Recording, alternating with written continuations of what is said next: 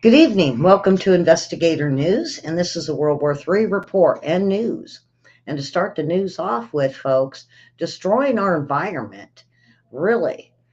Why does this administration want to destroy the environment? But it was Biden that wants less space for the sea life and more space for wind farms. Um, it sounds rather ridiculous, but where are the environmentalists when you need them? They're why would they want to hurt the sea life, the birds, the whales, the sharks? Many fish are washing upon the shores south and north of all these windmills, or even of the birds running into them uh, or wind generators, I should say.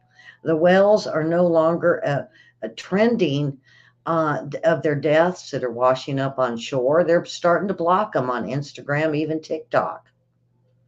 They don't want you to know that 29 miles of coastline, 1,400 square miles, are a wind energy project.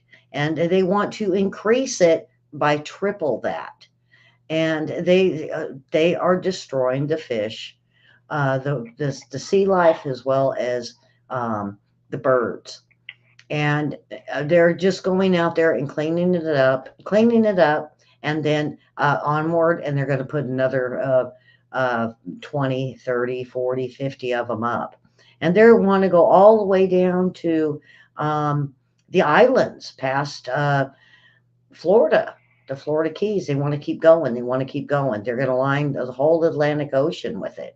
And not only that, but the Pacific. Are you seeing them up there, William? Yet? So they like to put them in the canyons here because it blows all the time. Yeah. And more they're doing it. And then more and more.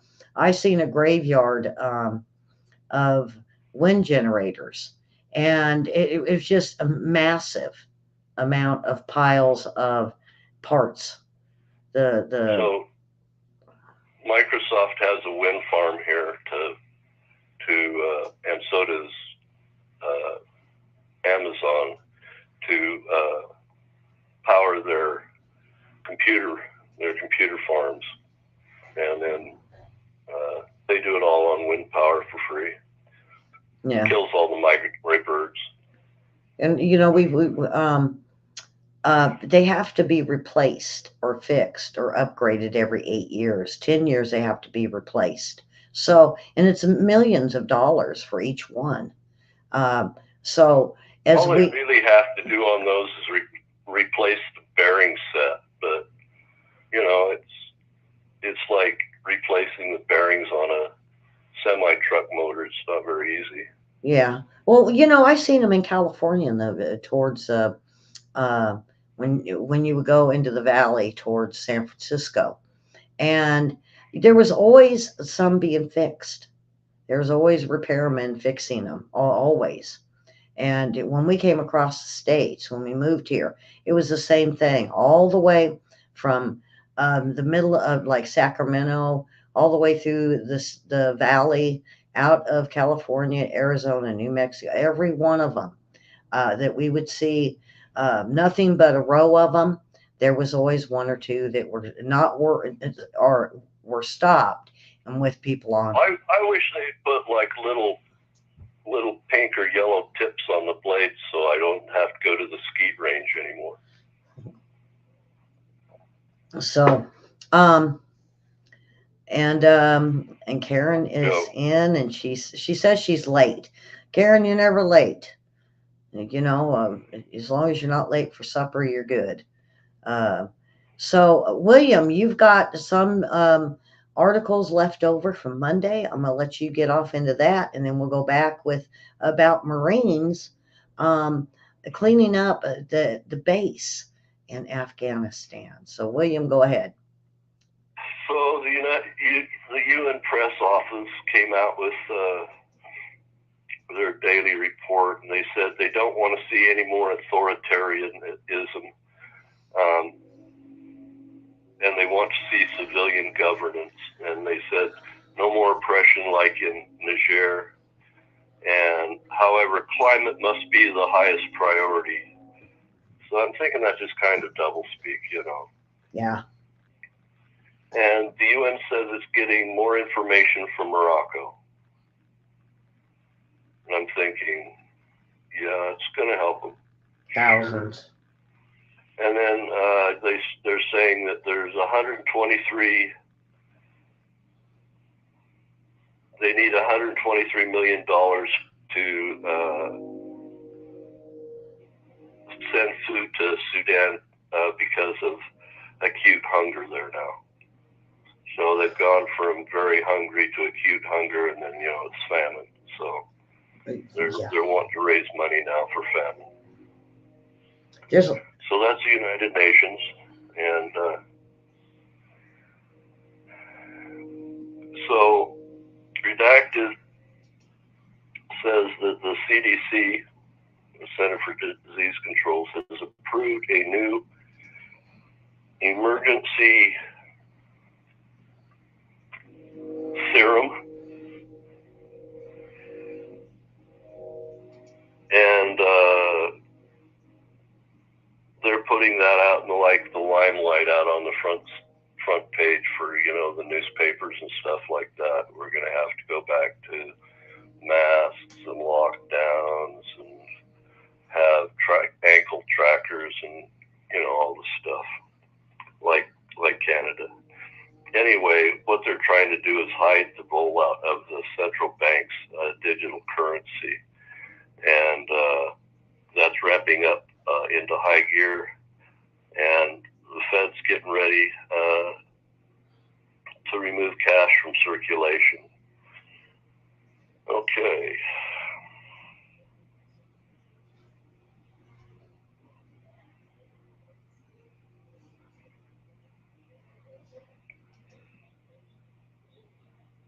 So, I don't know what I wrote to myself here. It must have been interesting, though. Anyway, but make no mistake, this CDC and central bank thing, it's all about control and power. There's dozens of countries now that have moved out of the pilot program phase of the digital currency and are getting close to full launch of the central bank digital currency, which we don't need. Yeah. Okay, so that's kind of interesting. I'm not really much of an economist. Unless we do economy by dog treats, then I'm an economist. Yeah. I got to figure out how to get through the month with enough dog treats.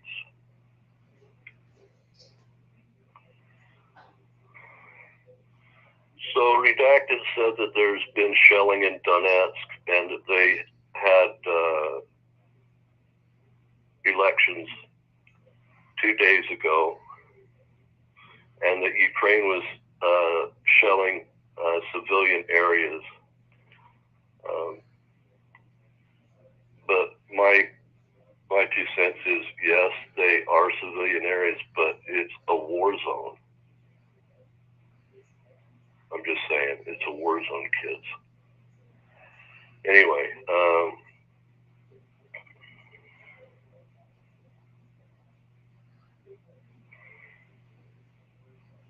so Redacted is saying that no one is prepared for what is coming in this economy, and that the administration is hiding it.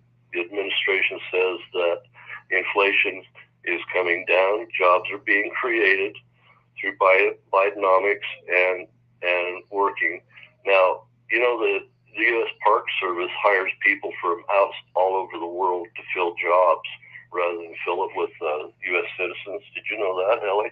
Mm-mm. They come over and work visas for the summer. Some of that I know about, yeah. Yeah, so there's not enough Americans to fill jobs for the Forest Service anyway. Yeah.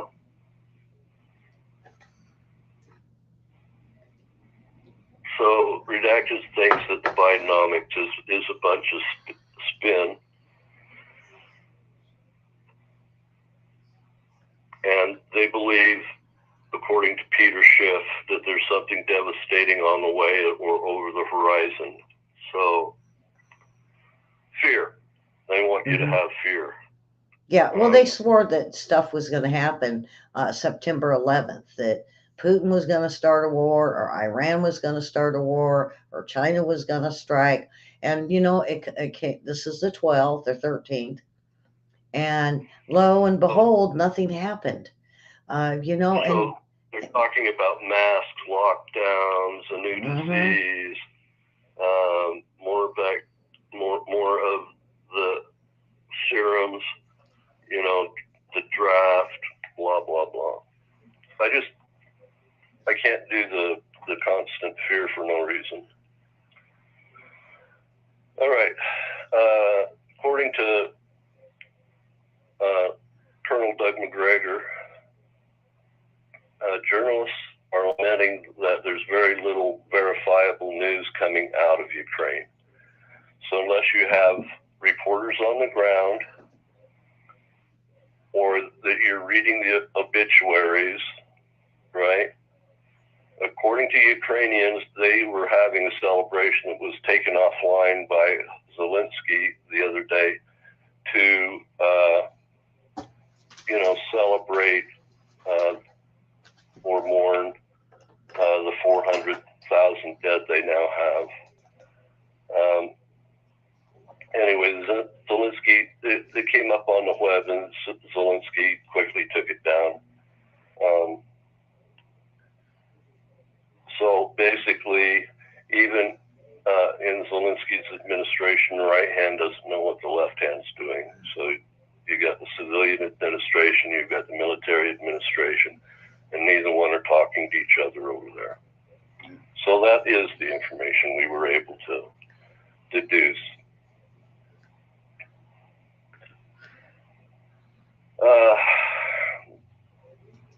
Redacted is saying that the United States is the largest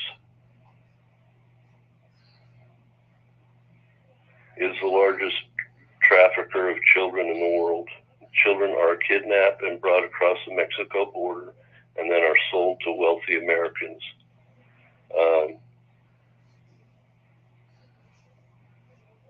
So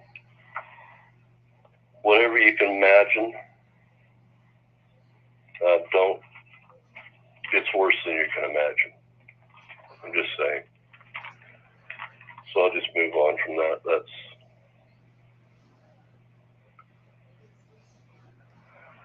And the media's too scared to touch the story of the children.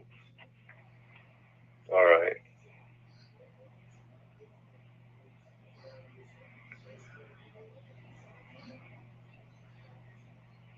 So we now have a new whistleblower that's come forward.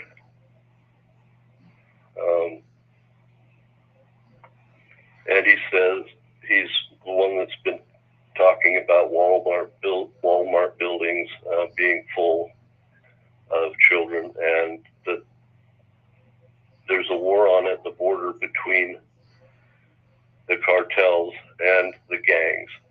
And they're coming across the border fully kitted up with AK-47s. We're not talking about American type. We're not talking single shot. We're talking fully militarized AK-47s, M4s, M16s, squad automatic weapons, that sort of thing. And they're killing each other on our side of the border. So the war has gone from being on the other side of the border over the cartels, and now it's on our side of the border. So Mayorkas has that well in hand, can take that to the bank. And his name is Carlos Alariano. He's a former U.S. immigrations contractor. And he was part of the Border Patrol intelligence and recon. So the Border Patrol is good at guarding the border, right? But they're not good at identifying new trafficking routes. And so they use these contractors, and these are basically prior special forces, right? And so these are mercs. They're mercenaries, right? That they hire to do recon for them. Okay, so this is just beautiful. Talking about Governor Grisham of New Mexico.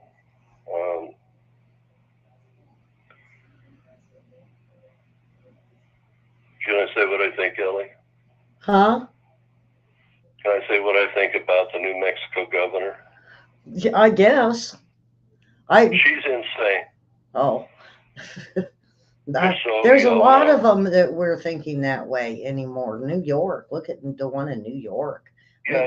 Her and the AG and district attorneys. All law-abiding citizens can't carry guns in New Mexico for 30 days, right?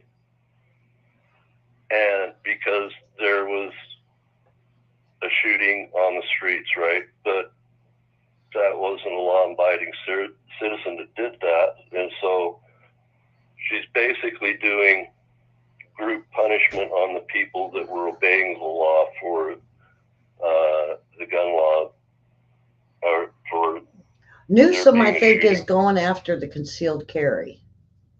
That you can't do that. Yeah. And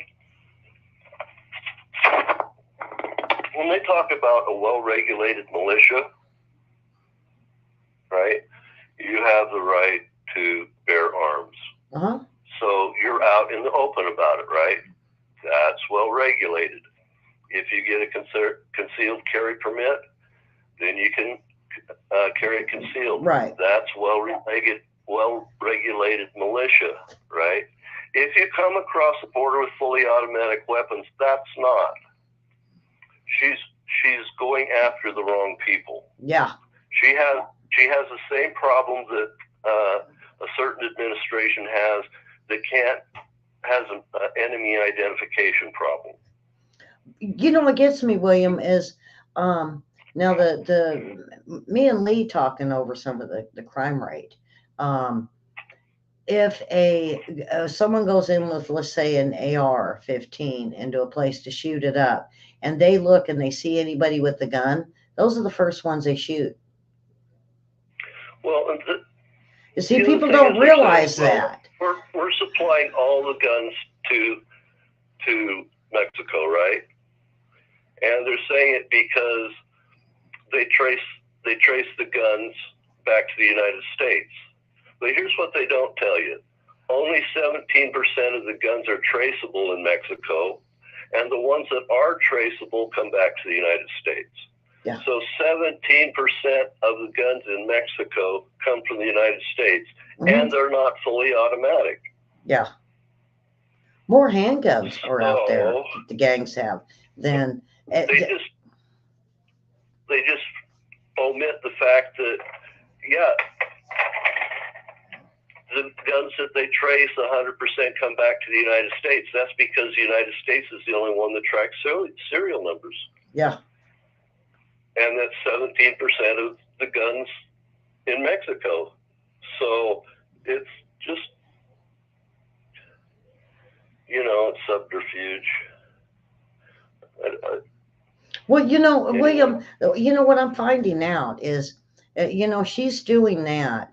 And what they're doing is they try to, it's like some of the gun stores they go after, or the gun shows. If they can get a law to grab a few of them, then they run with it. And they use that same law until they get bigger, bigger, bigger. And then now that, like, this governor is doing what she's doing, now it's a big thing. They've got lots of laws to go in there and fight with some ammunition. And they do this with every subject that they can or every law that they can go after the American people with. And it's not just guns. It's a little bit of everything, even like going after Trump. They start with something little. They found something. They found a law. It's going to grow and grow. And it's like So, you said, the not the concealed, but the open carry, and then Newsom is doing the concealed carry at the same time.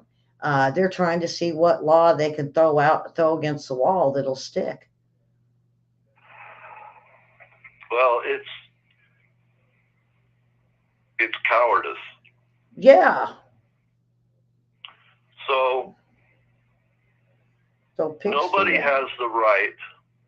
I would just like to say this: nobody has the right to demand that somebody else put their life on the line for you. I don't have the right to demand somebody else puts their life on the line for me. And that's what you're saying when you're saying there can't be guns, that only the police should have guns. Mm-hmm. They're saying that the police are bound to put their lives on the line for you. And that's not the truth. Yeah. So it's yeah. So the Supreme Court has made a decision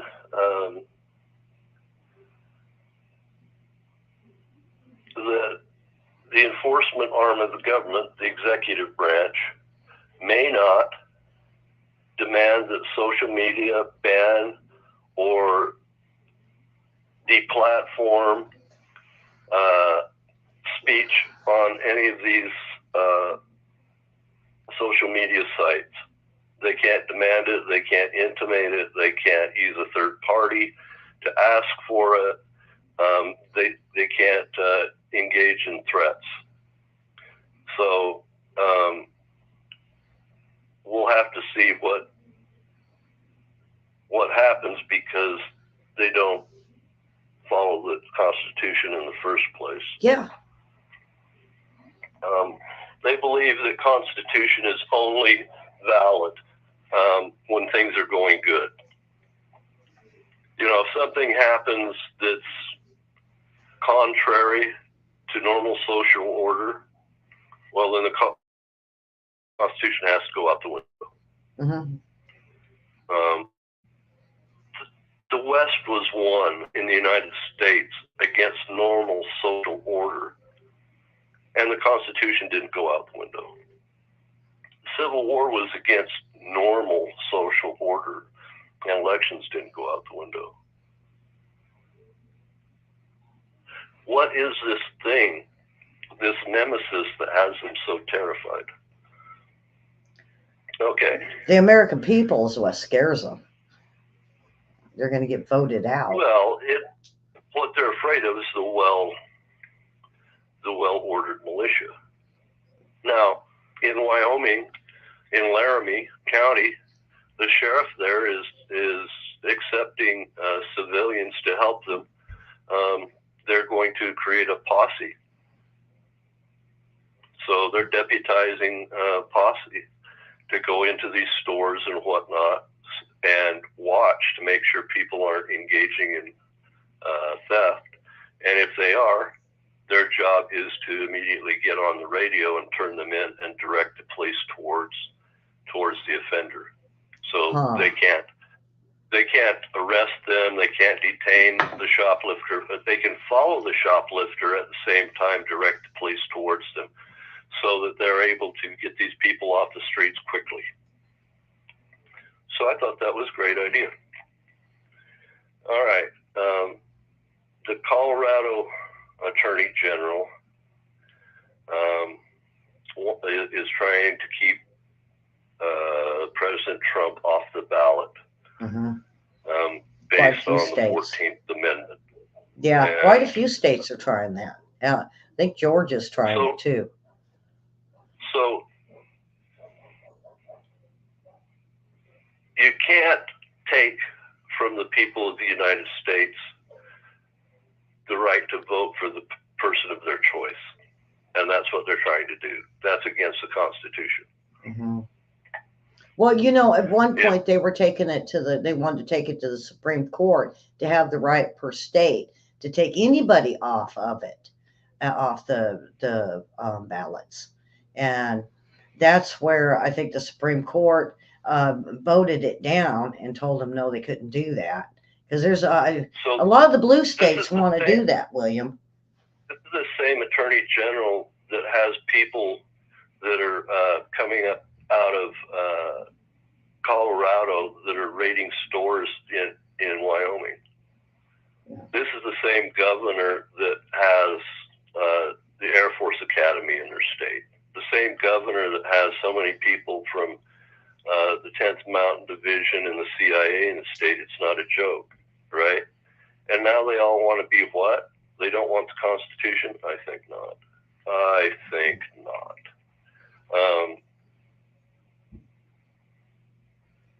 Yeah, I'd like to spend 30 minutes with her. I'd like to spend. I want to spend about an hour with Nancy Pelosi myself. I wish I could run into her. Just want to have a little chat. More than likely, she'd probably have me arrested, but that's okay. Oh, I would get in real trouble. I would be considered terrible. I would have terrible language. You know, it's kind of like when we see. I know a lot of people watch these videos off TikTok that, they have these people going crazy in these stores, and the people just whip out their phones and film it. I'd be one that I'd jump in and start trying to do something. I wouldn't jump on their backs, but I'd say, hey, you don't need to do that. You know, because it's getting worse. I believe. The more they're getting away with, the worse they're becoming. To where, like, they'll even smash their car into your car for passing them on the freeway. So they're going to run into your car and try to run you off the road. Yeah, too so much of that. That would be a good idea with me. Okay. Yeah.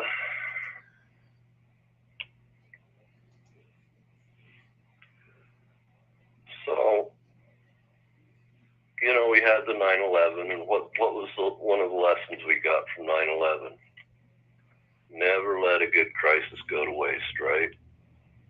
And then they did the Patriot Act, and then we had Homeland Security. Then we had a Homeland Security director. And now we've got this individual that's between the president and the Border Patrol. Why do we need an intermediary between the president and the Border Patrol? Well, William, the thing about this is, I'm finding out is, let's say Mayorkas, he's working, he's the one on the border czar, and he opens up an office and he fills his office up with his friends. And they say, well, we know some people. And on the next budget, they write in more, and then they open up another office, put someone else in charge, and so on. So they did this Patriot Act to protect us, but they decided to go after all the patriots. Yep, and the veterans. The veterans are terrorists, and patriots are too, and Christians. Now they've, it's right. They did the patriots, and they added the veterans, and now they're adding Christians. I mean, it's chaos, and then at the same time they've got these, we'll call them not quite desirables at TSA, right? And they're putting their hands on our daughters and our grandmothers, and like to talk to them for 30 minutes. We could have quite a discussion. He would answer my questions. I don't know. He'd probably threaten you with, let's step outside and do some push-ups or something. Or, he'd be the one that, want to fight and say, oh, yeah, put your dukes up. He'd have to get out his hanky and start wiping off his face, because I'd be getting little spatters all over his face. Screaming. I always, this is so off topic, but there was some little old ladies that were arguing downtown during Toad Suck. And the one little old lady looked at me, and she said, "How old do you think she is?" And I said, "Well, I don't know. I'm 60." And, she looks about my age. And she said, "Well, I'm 70. Do you think I could beat her up?" And I said, "Well, I don't know. How strong are you?" And she goes, "No, no. What I'm saying is it a fair fight that I'm 70 and older than her? And if I beat her up at like mid 60s?" And I'm thinking, oh, we got two old ladies fixing to roll. You know, you, s- so if you're in your 60s and 70s, they're asking, is it proper for them to fight and punch the other one in the nose? Well, there was a time when Americans dueled. They handed out a single shot pistol to each one. They took 50 steps. They turned around and shot each other. Anyway, moving on. Yeah. Don't do that anymore. Okay.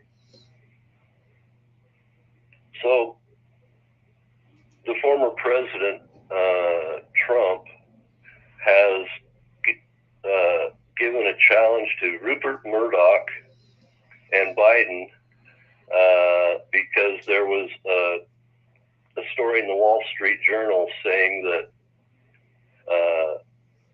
Trump didn't have the acuity to be president anymore, and so he's challenged both Rupert Murdoch and Biden to mental acuity test.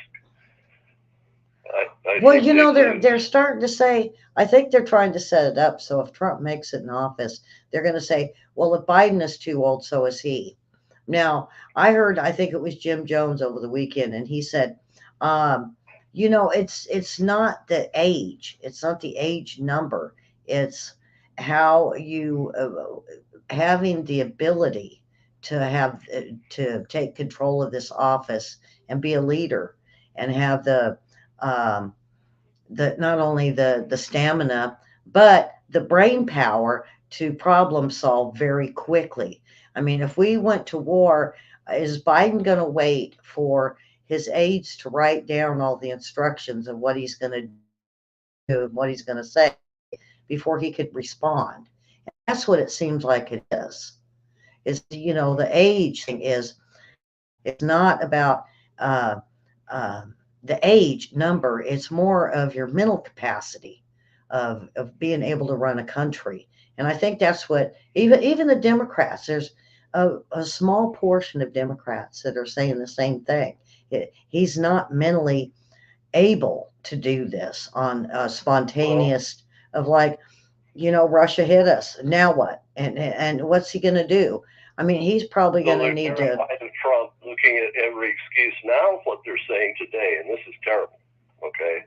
And I want to just reject this straight out, but this is the report that they want him to die in prison. They want him to be killed in prison. Yeah. How horrible is that? Hell? He's the former president of the United States. We don't do that. Isn't that what Madonna was saying? She wanted him dead. There are so many. Or what about Kathy Lee? What was it?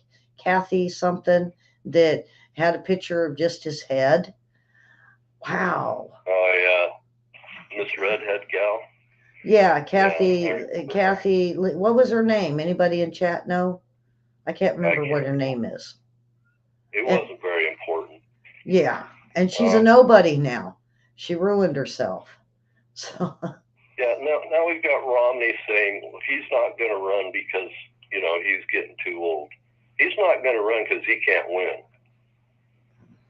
And he's trying to say that the Republicans should, if there's a certain age, bow out. Mm-hmm. That's his new argument. Now, William, here's something that came across for me today, because a lot of the Democrats are starting to say, oh, he's too old, he's not mentally capable.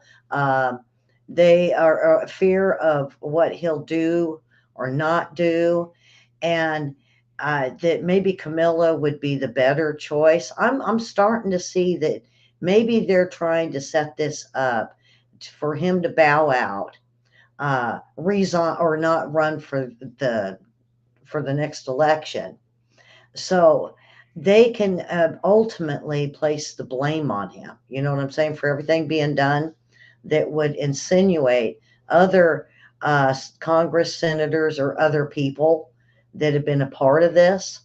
Maybe if they can get him just to go away, then if they all go to court, they can all just point the finger at him and Hunter for what's going on with China and Ukraine and other places.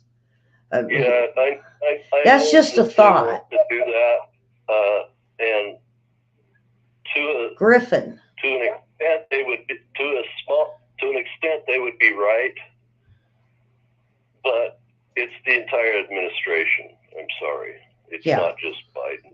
Oh, I know. They're all doing it, and I'd like to know who the advisors are, because I think it would be the advisors that would be responsible for the state of our foreign policy.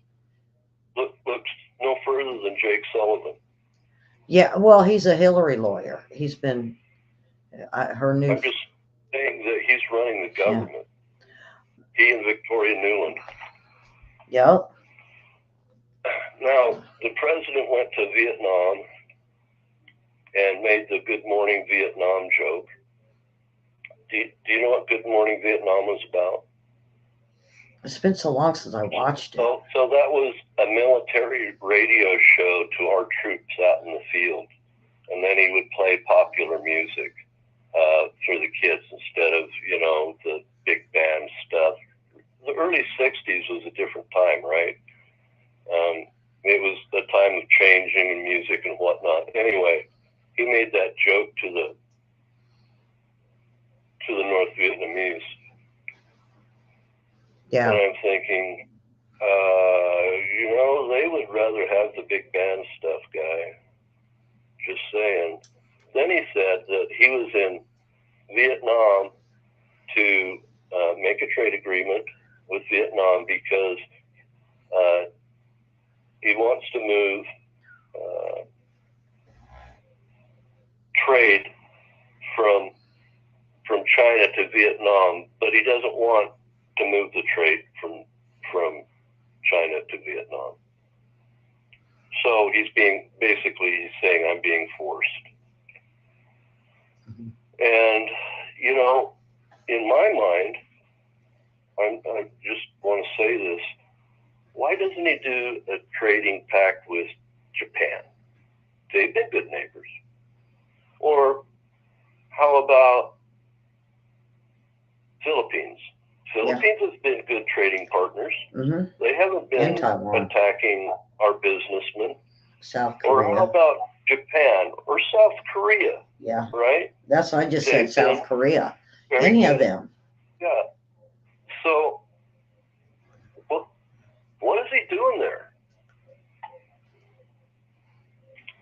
Anyway, that's just my thought as a military person. I'm sure civilian folks might feel different about the president being in Vietnam, but I'm just saying that, a lot of guys lost their lives there, and a lot are wounded, and they're still here.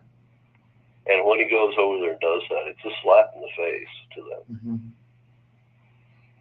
Okay.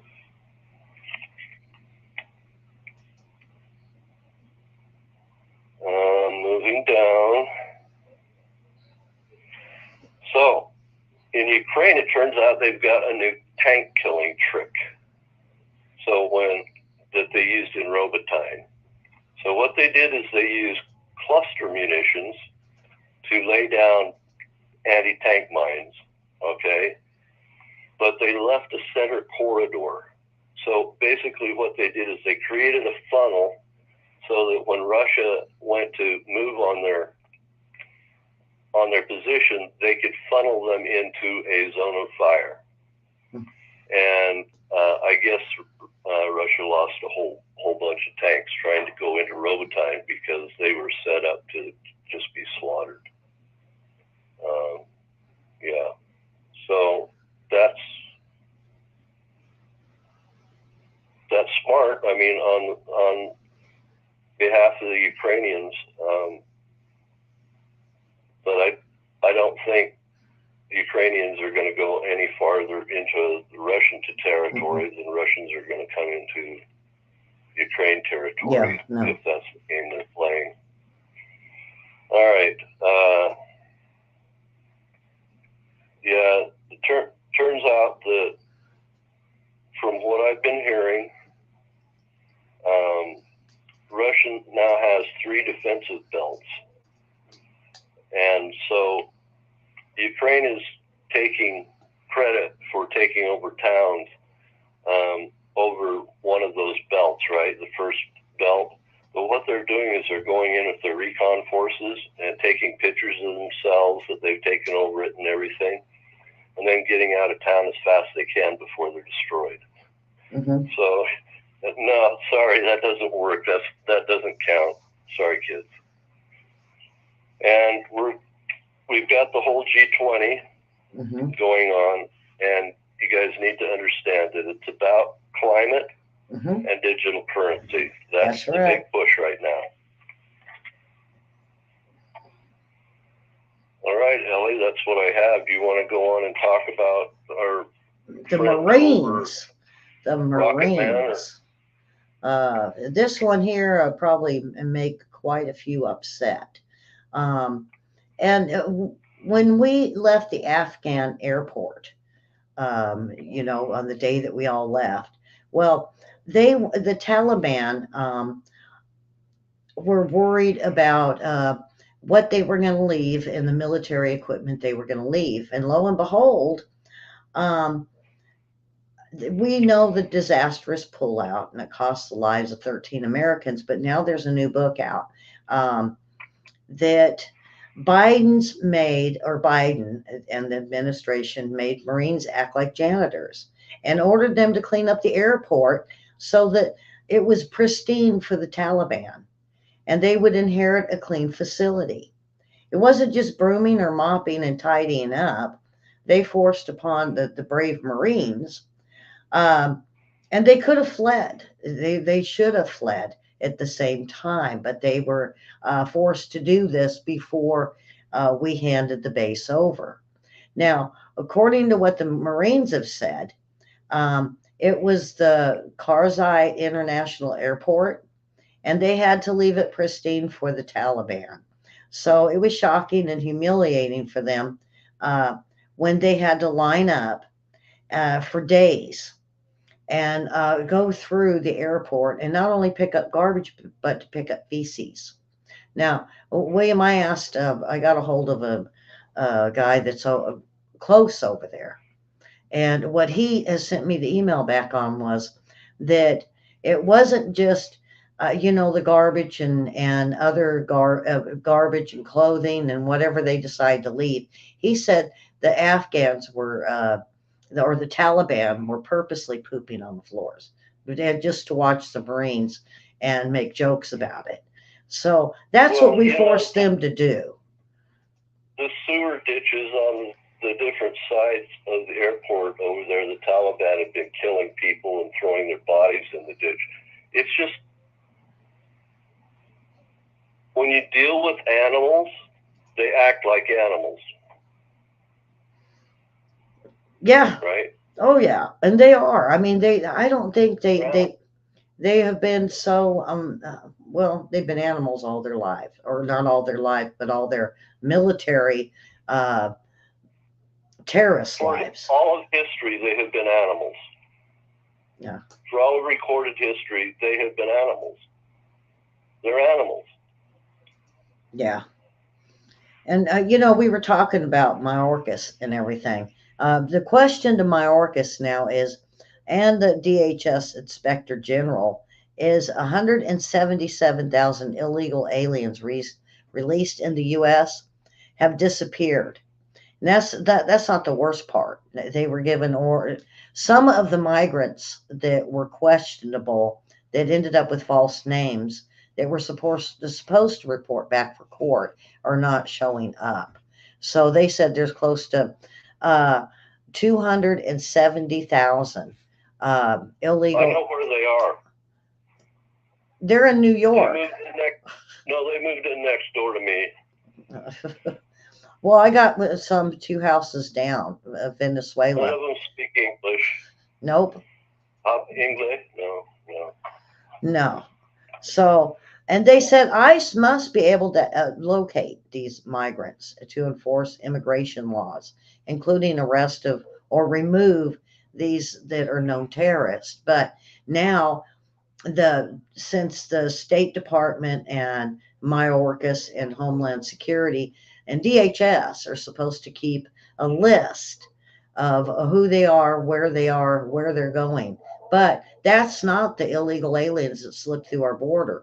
Now they're saying close to 177 on a count that they were able to kind of get a roundabout number. Boy, we got dogs everywhere outside here. Yeah, they let them in the United States after I believe the terrorists, by the way. Yeah, so we have got, so we have over 200,000. I'm gonna go with a low number. So we have 200,000 illegal aliens in this country. That No, we have easily over 12 million. Easily. Yeah. Well, we have 177,000 missing children. Well, this says migrants. See, they're talking adults. Now, the children, there's over 100,000 of them. You're right, but now these are adults that they have slipped either through the cracks or that they have got names for that aren't showing up for court, and they gave them wrong names. So it's easily 12 million people. Yeah. The Border Patrol says that they're processing them, right? But they don't know an exact number. I have one question. How do you know? See, they don't even have an exact number, though, William, is when they were questioned. They can't patrol the border. How do they know? That's right. That was going to be one of my big points. If they don't, how do they count the ones that are slipping through? And if they're counting the ones slipping through, why didn't they stop them? So they're not managing it. No, they're just managing the ones that come to them. Yeah, and the ones that don't want to be seen. Yeah. And I don't want to spend a whole bunch of time. We know there's over 100,000 missing kids.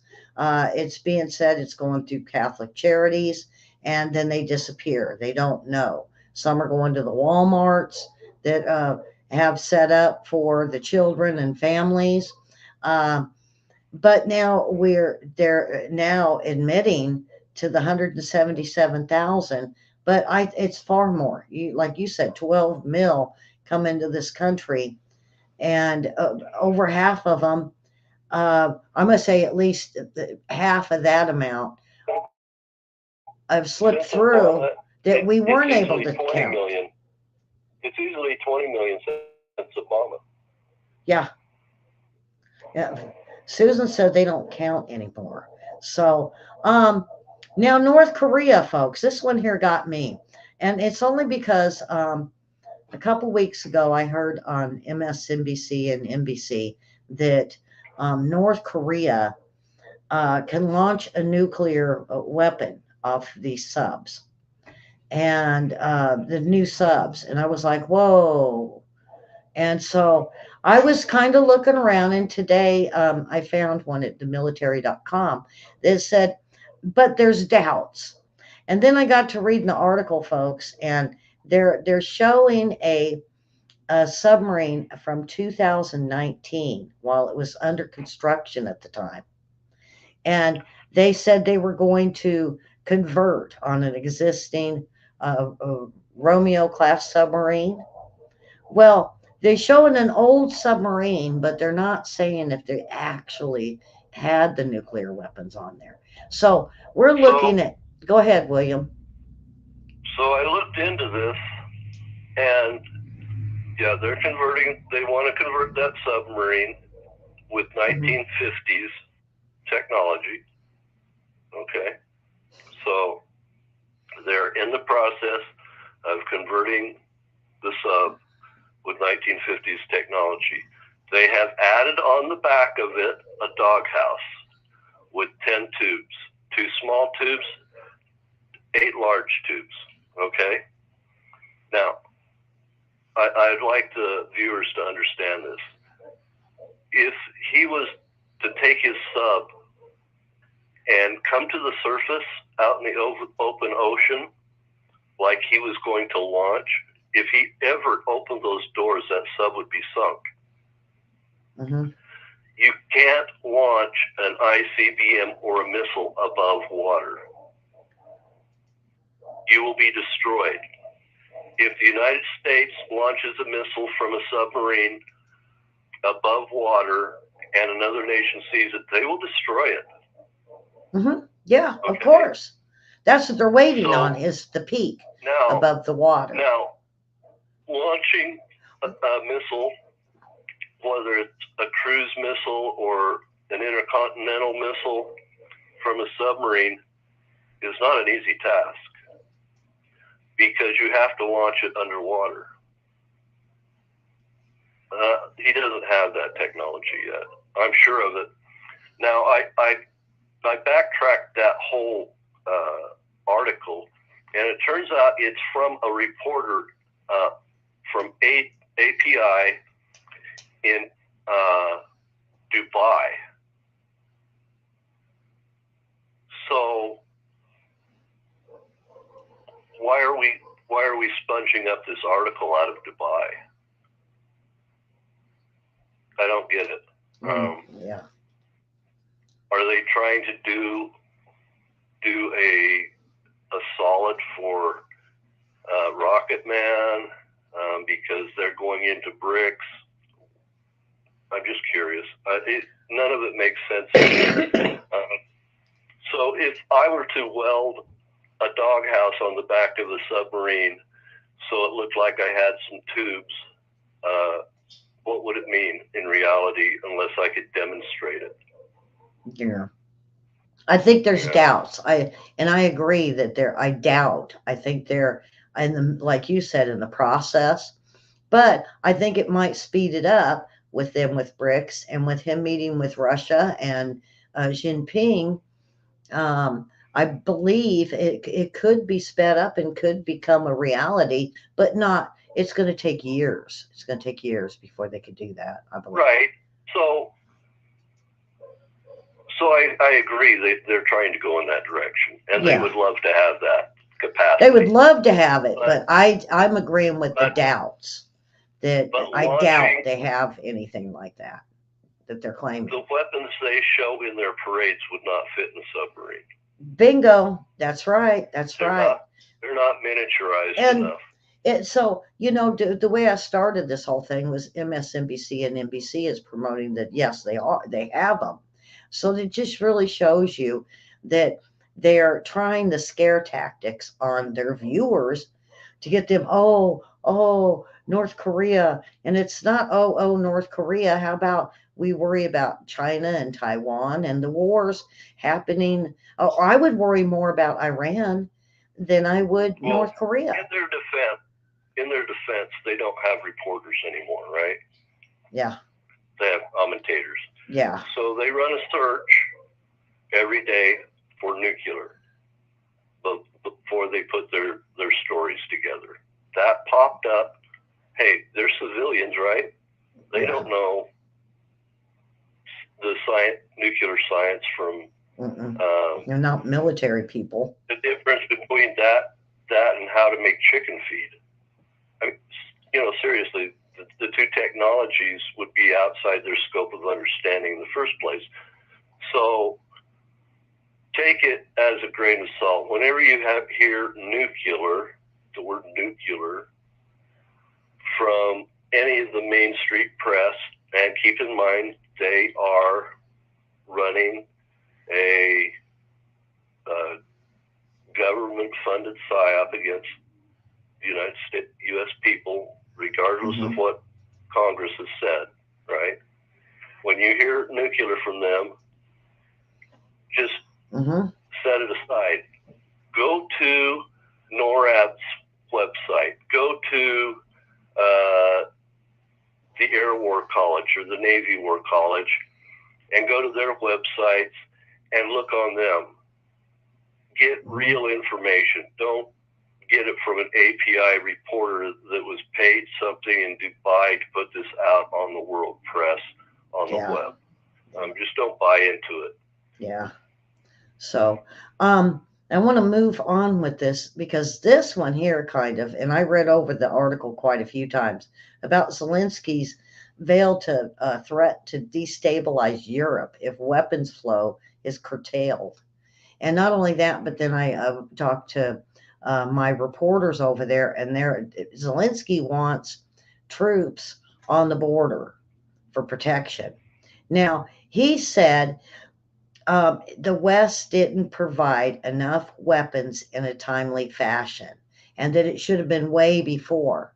And I'm thinking the way he talks, William, is like 2016. Well, they've been fighting since 2013. Now, if they would have joined in then, if we didn't want the war to happen, United States troops should have flooded into Ukraine when Russia was building up on the border. And they that said would have stopped everything.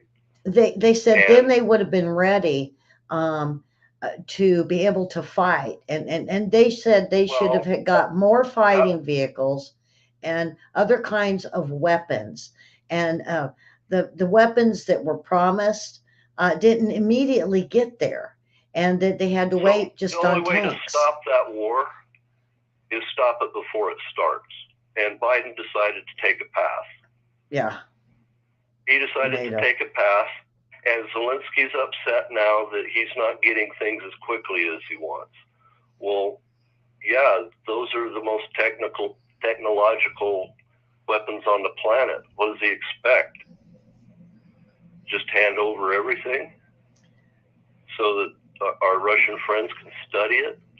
You know what I think it is me, we listened to Redacted, and we listen to Eva and a few others over there, and we're telling them that they need to wait a little bit more time, and we'll get the money to them, we'll get the aid to them, we'll get the weapons to them, and we give them planes, and they don't know how to fly.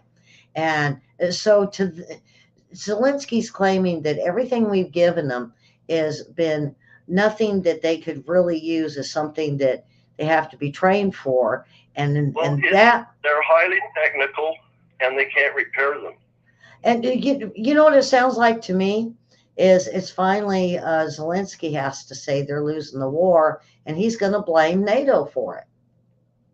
I don't think he'll blame Joe Biden, but I think he'll blame NATO. Blame NATO because they talked him into it. Sorry, but I'm kind of with them there.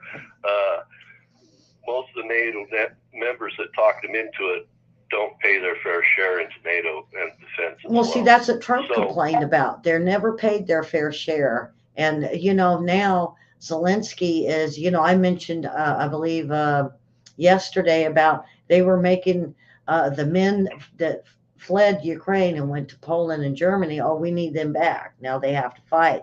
And then when they were starting to go through them, they said, we need the women now. And yet they're constantly saying on the mainstream media, they're winning the war, they're winning the war. Well, not necessarily. They may gain an inch or two, but I don't think nobody's gaining anything. William, was it before the show or just now? You said that they're not really getting into Russia. You said during the show, and Russia's not really getting into Ukraine.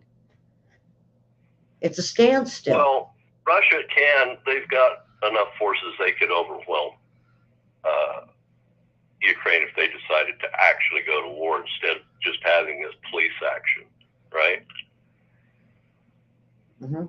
So Putin, for whatever reason, wants to minimize the number of deaths, because if he has to roll across Ukraine, there's going to be a lot more deaths than has already happened.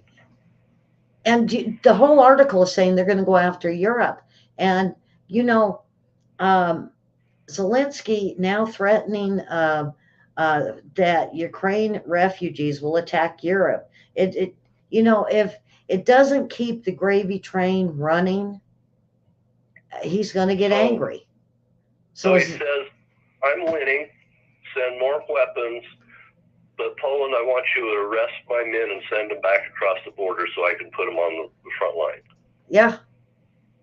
But what about that doesn't quite compute? Mm-hmm.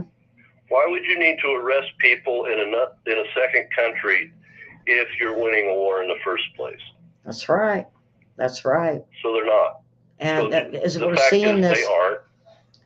And the fact is Russia hasn't tried to make a run for Kyiv since the very beginning. No. Now, will he in the future? Maybe.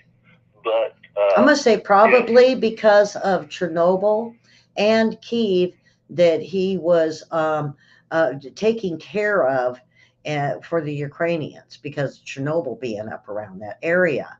So he has, wasn't there gas up there too around Kyiv? I could be wrong. He was using mercenaries. The mercenaries wanted to get hold of the mines, right? Yeah. Get hold of the money. And so basically that was an incentive for the mercenaries, Wagner, to fight, was take over those assets and become oligarchs, right? Go from being a fighter to an oligarch. Yeah. Well, that makes sense, right? If you're going to be doing it, why not, right? Yeah. The spoils of war go to the winner. That's it. So that is what it is. But now we've got the NATO Secretary General saying that we need to get more involved, right? And he was elected. He's from Stolzenberg. I don't know if he's from Belgium or Germany or what's the other country? Or Switzerland. Poland, Switzerland. But hey, shut your mouth, guy. Why make this worse, right? Yeah. And at the same time, we've got Zelensky doing whatever he's doing for whatever reason. Look, you can't go to your enemy and say, give me all your money or I'll blow my brains out. Right? Mm-hmm. That doesn't really work. That's not an armed robbery that works. You don't run into a bank and say, give me your money or I'll blow my brains out. They're going to say, well, yeah, go ahead. Mm-hmm. And that's basically the argument that's going on. It's insane. Mm-hmm. Yeah. You know, if you don't do it, I'm going to come after you. It's like, what? Okay. I mean, you could almost flick him like a little pea for the countries over there that he's a center of. Now, NATO's going to protect NATO on their border. So he's already got the troops there. So just, you know, it's fine. So now Israel is accusing Iran of building an airport in the southern Lebanon to launch attacks against Israel. And we've been saying this for quite a few months. They're going to inch closer and closer. And when we knew that Iran was up around Damascus and Lebanon and around there, we knew they were going to start setting up, and they were moving equipment up there. But now they're wanting to put bases up. So just 20 kilometers away, 12 miles away from the Israel border. So if they manage to get fighter jets on that airport, right? What else are you going to build an airport for, right? Yeah. If you're Iran. If you manage to get fighter jets there, I want to talk to the people of Syria and Lebanon. You will be completely destroyed from Lebanon all the way to Damascus. Mm-hmm. There will be nothing left. No. If you allow those people in. Yeah.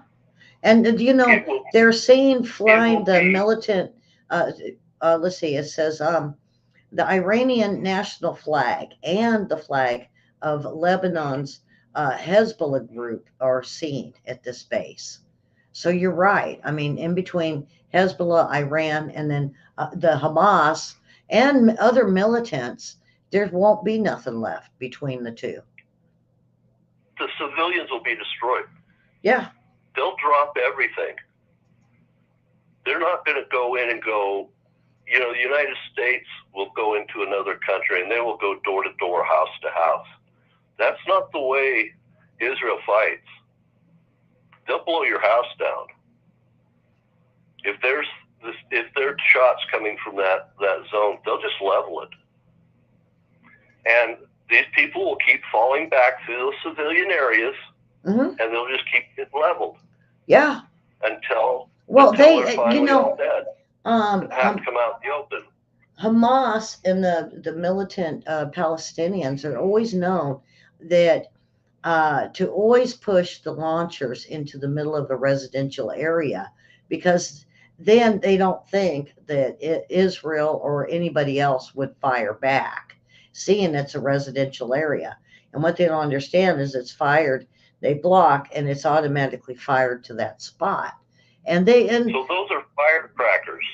If they put fighter jets on that border, yeah, God Almighty, yeah, it won't be this thing about little Katyusha rocket thing. This is big stuff. It will blow up so big, so fast. If the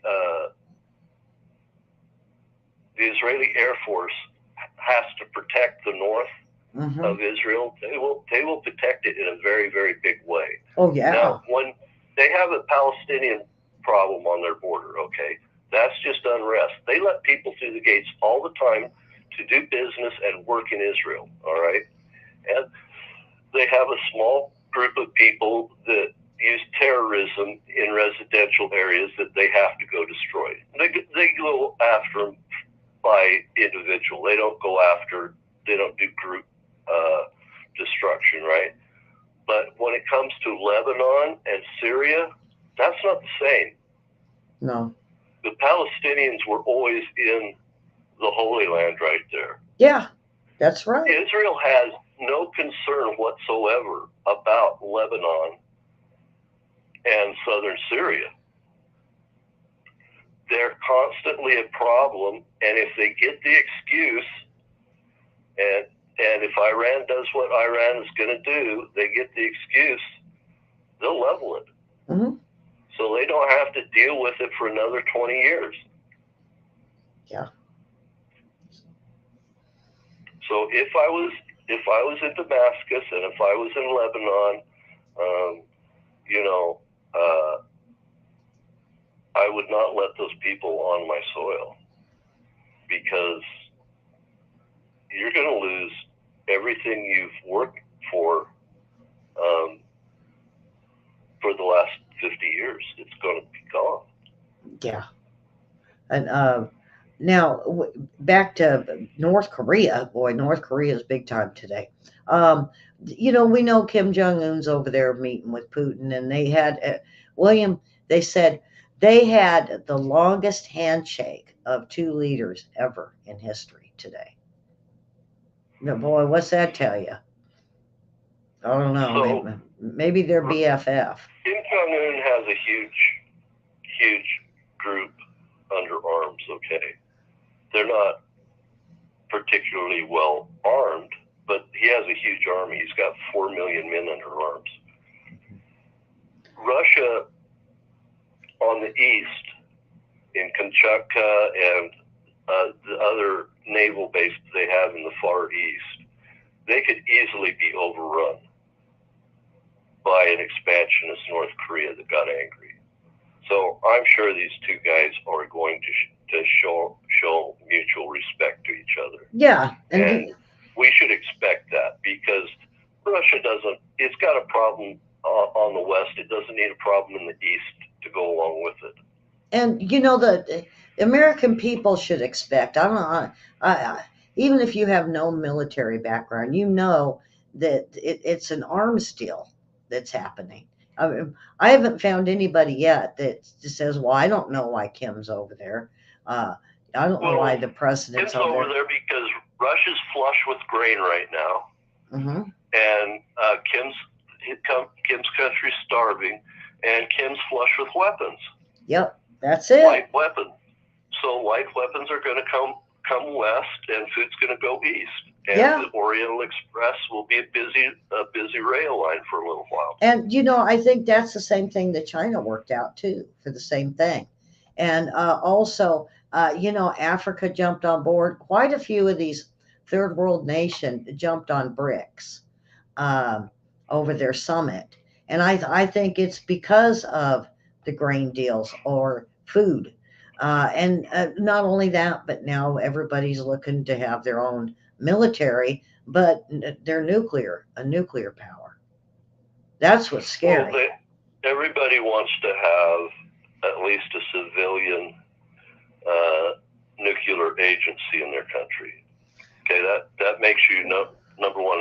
That brings you into the group of the big boys. That puts you in the G20. That's an That's it. automatic. Well, right? I think the other thing is that with China and Venezuela, they signed agreements on economy, trade, and tourism. So you could see, hey, we're going to do this for you, and we're going to make you a lot of money, but in return, you're going to let us put a military base over here. And yeah, that's the way China and Russia and Iran run. That's just the way it goes. You can expect these totalitarian countries. Now, Russia has elections, okay? So they're not completely totalitarian. Just Putin is, right? Just the individual Putin. So they're going to act in their own self-interest. If China needs oil, and Russia's got lots of gas and oil, right? Then China has lots of goods to sell. So if Russia needs light technology, the Apple phone type stuff, the easy stuff, well, that's going to flood into Russia, and China would be stupid not to make an agreement, right? Yeah. And if China wants more oil and they go to Venezuela, because Venezuela's got like the second largest oil field on Earth, and they say, look, we'll drill the oil for you. Yeah. But what'll happen is China will say, but we're not going to give it to you, and maybe we'll give you a little bit of money. But if you give us a hard time, we'll take you out of power. That's it. Yeah. We'll end you. So shut up and let the oil flow. Yeah. And that's about what they do. That was like in Papua New Guinea, that gentleman I knew that they came over and they wanted to drill for the resources, and they promised them that it would give Papua New Guinea hundreds of jobs. And the next thing they know, they're being forced out of their homes. And it's all China over there working. They never did hire anybody from They Papua never New Guinea. keep their promise. No, they never don't. And they always exploit people who do. That's it. Yeah. Now, Russia's not going to let them do that. So they'll get fair trade out of Russia, because Russia can get violent quick, right? Oh, so yeah. China's not going to do something to upset that apple cart. But yeah, if they both have needs and they can meet each other's needs, they're going to do it. And they'd be foolish not to. Yeah. Now, military.com, over these prisoners, because I know even Karen had disdain over this the other day about the prisoner swap.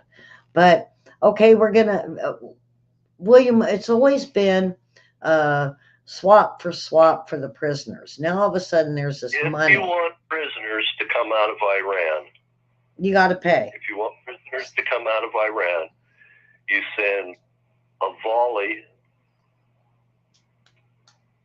of cruise missiles at Tehran. That's how you get prisoners out of Iran. Otherwise, you get a song and dance. Well, we're going to pay. We're going to give them their prisoners that they want. We get the ones we want. I think it's half the amount, and we got to give them $6 billion.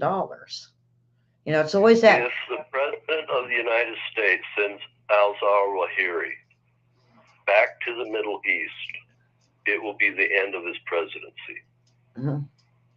Now, get this though. We've seen under the Obama administration, he was sending the 5 billion, 6 billion, sometimes 7 that I could trace back. But what was that for? We were just shipping it over there. It wasn't for prisoners. Because they have an enemy identification problem. That's right. That's right. That's all that's going on. The State Department, the liberal administration has an enemy identification problem. China, that's an enemy identification problem. Iran, enemy identification problem. Yeah. They got Russia right, but they made Russia the biggest enemy identification. And Russia is not that powerful, right? Russia is just being what Russia's always been. So they're just there. They're not threatening to take over the world. They just don't want missiles on their border. Yeah. And they had a civil war and unrest on their border that they had to quell somehow. Somehow they had to do something because it was getting worse and worse.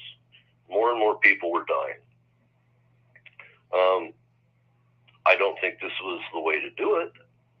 I think that they could have set up at least some UN white hats to go in there and mediate at the very least. But that was his mistake. We'll just move on from that. Yeah. So, and then lastly, but you can just expect these countries that have, that have an interest to act in their own self-interest. Yeah. And lastly, Taiwan has said that their Taiwan's defense military said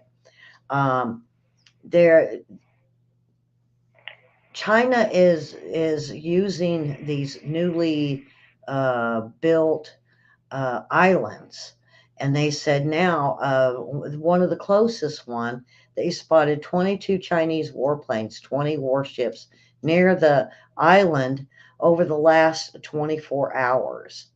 And it's I'm going to say it's part of the military harassment by Beijing and China, CCP.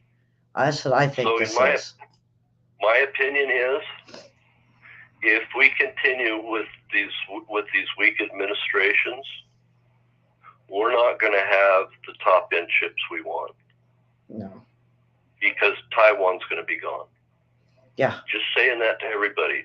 They're surrounding them, getting closer, and they might as well just park it and claim it. You want the Ford Raptor, you want the electronic vehicle that drives itself, all that stuff. That's gone. Yeah. If we continue to have a weak administration, it's over. Yeah. China will attack Taiwan if there's not a reason for them not to do it. Mm-hmm. And a weak administration isn't it. Yeah. That's not a deterrent. That's just a speed bump. And there was a question by Karen early on about the Green Party, of kind of what it is. I'm trying to think, and I've been racking my brain through the whole show. It's to me, it started, William, with, remember the guy that created the Corvair, not the Corvette, the Corvair. Yeah. Do you remember his name? I know. That's how I remember the Green Party starting, and they really did put him down for it. And Ralph Nader, am I got that right? Oh. Am I right? Yeah, probably. Okay. Yeah. And I almost joined the Green Party back then because of being into ecology, but the Green Party wasn't about that. It was just another independent party that they wanted to pull away from the independent party that was more like socialism, communist. Because if you look at the independent parties, there's independent socialist party and the communist party and this party. There's a bunch of them. And I think the Green Party really wanted to separate itself from that. And Ralph Nader, I think, tried to present it because he did run for president, I'm thinking around Clinton time. It's been so Yeah, I long. think he did it, and then there Or was Bush, the one of Bush them. guy that ran as well. Yeah. So it put forth the Green Party. So Karen, I hope that answered your question. William, do you got anything else you want to add before we close? Yeah, we're seeing a change of parties in the United States right now. We're seeing a burgeoning communist party with supporters in the government, and we're seeing the Republican Party, either the Republicans have to get a spine and go along with the will of the people, or the Republican Party is going to bifurcate, and it will no longer be a dominant party in the United States. Mm-hmm. Yeah. They have to decide, do they want to be a part of the train, or do they want to just get off the train, because that's what they're doing. Yeah. And there's even I really believe that the Democrats inviting the Chinese and CCP Beijing into uh, doing the same mistake other countries did. Oh, you can have a little base over here, or you can have a port, or you can put in police departments, and uh, that's how China gets in and starts their takeover. And So part of China, hold on, part of Taiwan did the same thing, and they did let China have part of the island, and from there everything escalated. So I really think that as we look at going into the different parties, we're going to have a Democrat kind of slash, like you said, communist with a friendship and a handshake or a handout towards China. I really do. so they they go towards the public-private partnerships, right? But then they make the jump to collectivism. So that's what communism is. Communism, to survive, has to expand. You Mm-hmm. can't get a country to give up communism by putting Walmarts in it. No. And there's a lot of bankers, there's a lot of people with money that actually believe that. Yeah. And they don't realize that the instant Communist Party has the opportunity to take out a major power rival, it's going to happen.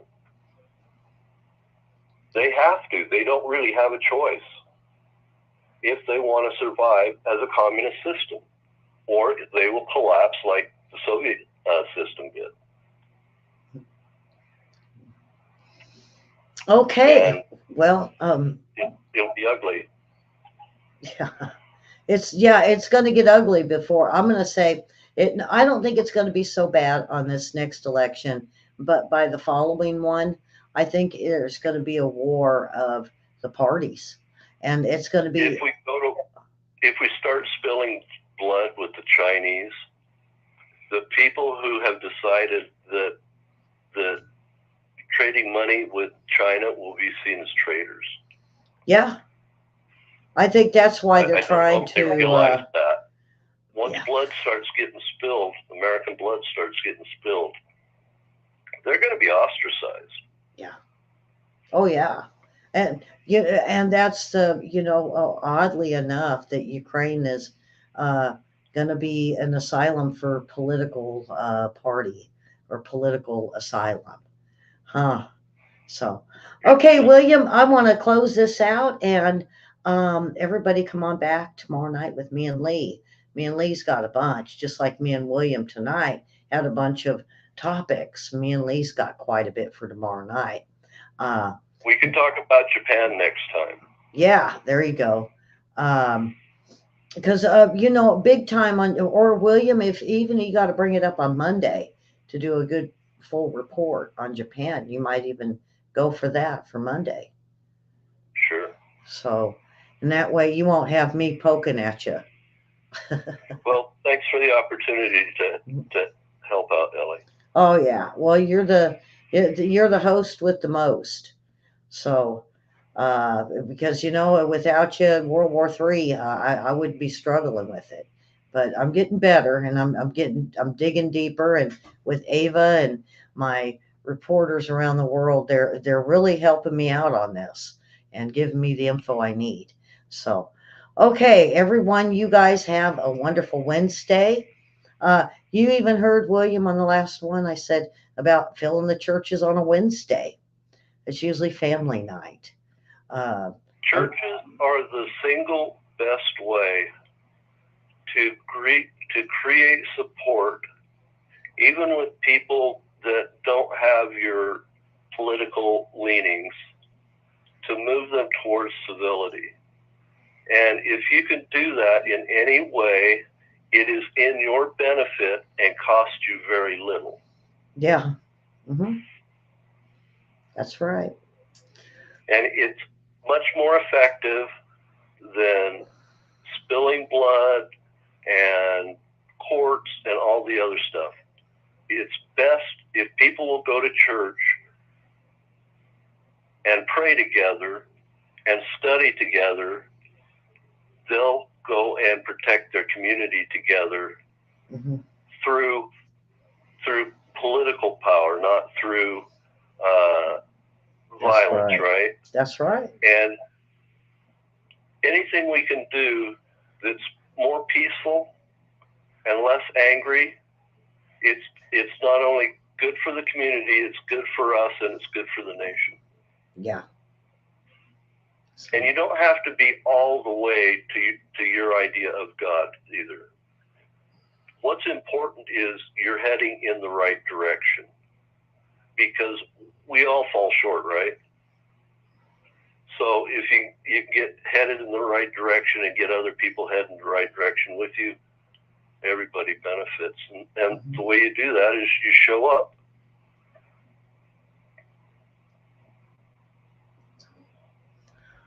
Okay. Well, William, great show, and we'll see everyone tomorrow. William, we'll see everyone on Monday. William, I'd say do the Japan thing on Monday. That way you can really in depth it over the weekend and really put a lot into it. There's a lot going on in Japan, folks, that we need to pay attention to. So they're doing some good stuff over there. Some very good things. Yeah. So, and maybe Japan will be the next up and coming uh, country that is that with the Hiroshima and Nagasaki, uh, they had, and even the when we had um, the meltdown of the plant, they with Fukushima, right? They seem to bounce back very well. Now, I was kind of miffed at them because they kept killing the whales, but in the long run, I respect them for the stuff that they do. I mean, everybody got bad players. Whales for their people. They have historically always harvested them, just like the Inuit do. Yeah. So. But I'm a whale lover, so that's where. But like I said, that's the only thing I've got miffed with. But I do respect them. That's not my cup of tea, but that is theirs. So. Yeah. So, okay, William, we're going to close it out, and we want everyone to subscribe and share and hit that like button and ring the bell. If you're over there in Facebook, you can be sure to hit the follow so you can get notifications. I think they dropped some stuff on us finally. They keep hitting me with strikes over there, but they don't really tell me what it is. They just do it, and then all of a sudden I'm missing people, and then all of a sudden everybody's back again. Well, everybody's back again. So the gang's all here and share our show. Thank you all very much. Come back again next Wednesday for the World War III report.